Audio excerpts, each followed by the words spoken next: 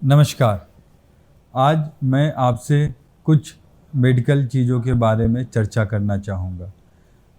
आज मैं आपसे आपके कमर की हड्डी का सबसे निचला हिस्सा जिसको टेल बोन कहते हैं, उसके दर्द के बारे में आपसे कुछ चर्चा करूँगा। टेल बोन जो कि आपके रीढ़ की हड्डी में जहाँ सबसे निचला हिस्सा होता है, जहाँ पे हड्डी ख़त्म होती है, उसको कहते हैं। उसके दर्द को कॉक्सीडायनिया कहते हैं। कॉक्सीडायनिया इसलिए कहते हैं क्योंकि जो सबसे निचला हिस्सा होता है उसको कॉसिक्स बोन कहते हैं। जो कॉसिक्स बोन होती है, जब भी उसमें कोई भी दर्द होता है तो मेडिकल भाषा में उसे कॉक्सीडायनिया कहते हैं।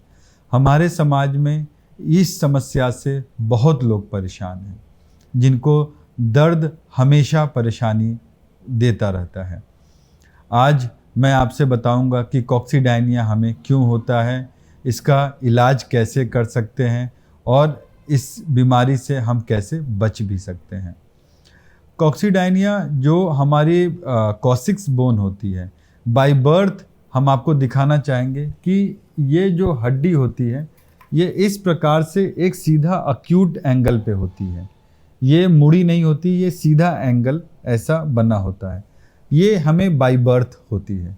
तो कभी क्या होता है कि अगर ये जो एंगल का बोन होता है, अगर ये डायरेक्ट हम किसी भी हार्ड सरफेस पे, जैसे कि नॉर्मल टेबल, चेयर या कोई भी तखत जो कि लकड़ी का होता है, उस पे अगर हम बैठते हैं तो एक घाव बन जाता है और जिसके कारण वो दर्द लगातार बना रहता है। कॉसिक्स का जो दर्द होता है, जो ये बाय बर्थ कॉसिक्स बोन के एक एंगल के कारण होता है, इसके लिए मरीज कितनी बार हमारे पास आते हैं और इसका इलाज पूछते हैं। ऐसे केसेस में सबसे पहले हम एक्सरे कराते हैं। एक्सरे में हम ये देखते हैं कि बोन का एंगल कैसा है। एक्सरे देखने के बाद फिर हम मरीज को कुछ फिजियोथेरेपी की सलाह देते हैं। उसके साथ साथ कुछ पेन किलर्स भी देते हैं और कुछ हम और तरीका बताते हैं जिसके आप दर्द से मुक्ति पा सकते हैं।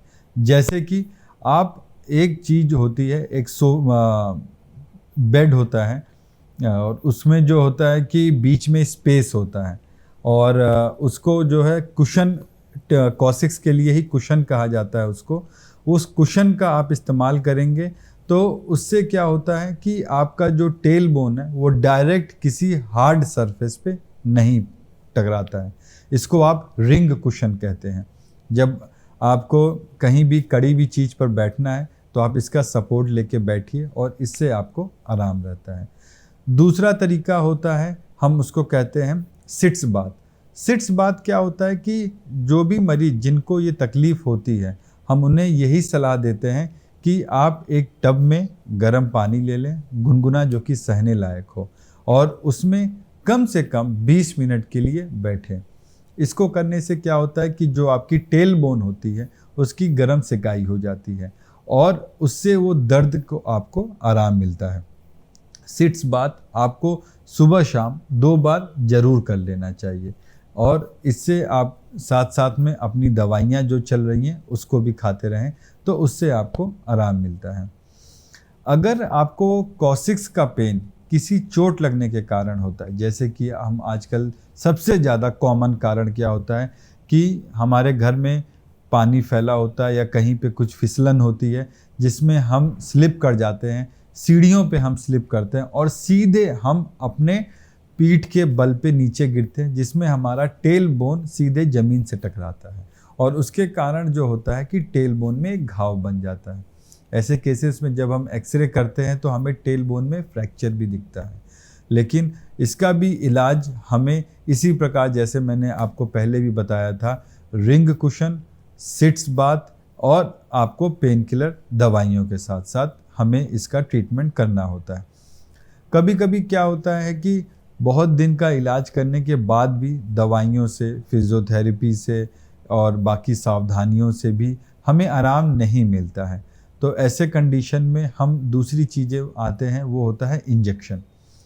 इसमें क्या होता है कि जो आपकी कॉसिक्स बोन होती है, हम उस कॉसिक्स बोन के पास ही एक स्टेरॉयड इंजेक्शन लगाते हैं। वो इंजेक्शन लगने से आपको बहुत आराम मिलता है। अभी इंजेक्शन के एक और तरीके आए हैं जिसको हम लोग फिजियोलॉजिकल पेन पोर्टल ब्लॉक या सेलेक्टिव नर्व रूट ब्लॉक करते हैं।